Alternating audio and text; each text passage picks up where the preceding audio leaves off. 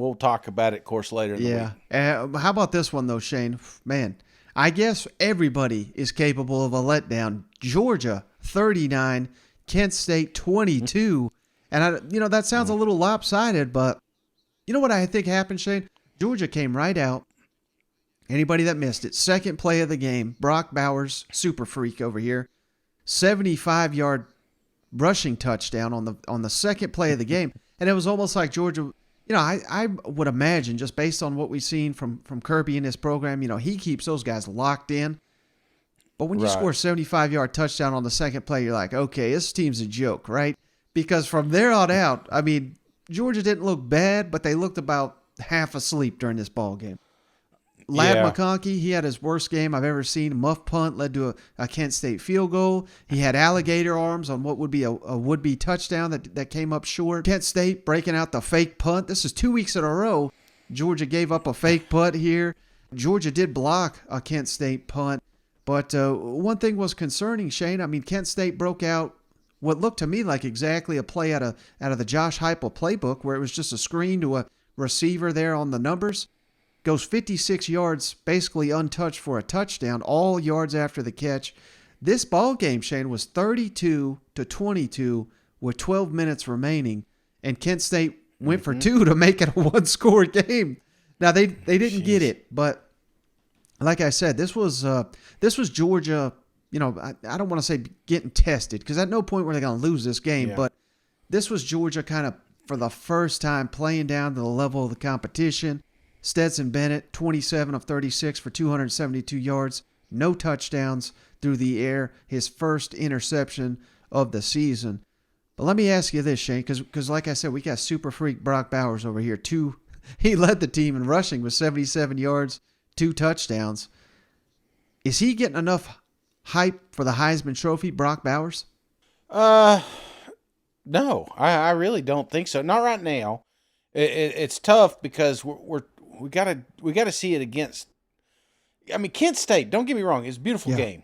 South Carolina, great game, but these aren't teams that are going to be competing for any type of championships this year. Right. What does he do against Tennessee? What does he do against Florida? What does he do? I think there's going to be plenty of opportunities where you're going to say, oh, or even Kentucky, it's another one. Those bigger games, that's when I want to see him take over and consider him for a Heisman, because at that position, and I'm calling it like it is, Mike, it's a quarterback. I mean, Heisman is a quarterback trophy. I mean, we had one receiver, we've had a couple of running backs, but typically it's going to be a quarterback. And so you really have got to keep this alive. You got to keep doing this every single week, and that means against SEC foes. So I think this puts him on the short list, like you were talking about Hooker earlier. Right. But we're still going to need some big key games, in my opinion. Well, my only thing is, I'm sorry. Or are you going to continue on that? Yeah, well, I mean, I do agree with you. Quarterback's going to win it 9 times out of 10. But if it's not the quarterback and Georgia is the best, I don't want to – let's not jump ahead because we're not the podcast that's, Georgia's just going to roll through everybody. Hell, they play like they did on Saturday. They could lose to Kentucky. They could lose to Tennessee. They could lose to an Alabama in an SEC championship game. But if they do run through everybody, that maybe they give the Heisman to just the best overall player, which certainly – looks like Brock Bowers. And again, if Stetson Bennett, he needs to be in that conversation as well. But hell, maybe they both go. We've seen that before for a couple elite teams. You know what? Yeah, they may steal from each other, too. Right. Oh, 1 second, Mark. My camera died. Any concern from you? Maybe I don't know if that's what you were going to talk about, but any concern that they're messing around with Kent State? Dude, we may go no camera here. I'm sorry, man. My batteries are shot. All right, we're going to audio, which is good. I can relax. Take my shirt off now. Just kidding. But I do want to ask you, Mike, seriously, is this news?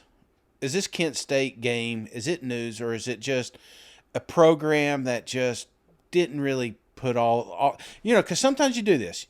And I'm not saying they went out partying the night before or anything like that, but you read your clippings, you overlook a team. There's always those, that can always happen. And Georgia has been really good about not overlooking any matchup that they've had up to this point. Right. But I feel like they got caught this week.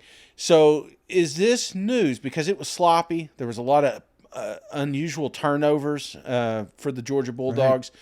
Is this something that we're going to see again, you think, or do you think this is something they correct this week? It's interesting. I think you could swing it either way, to be honest with you, Shane. If I'm a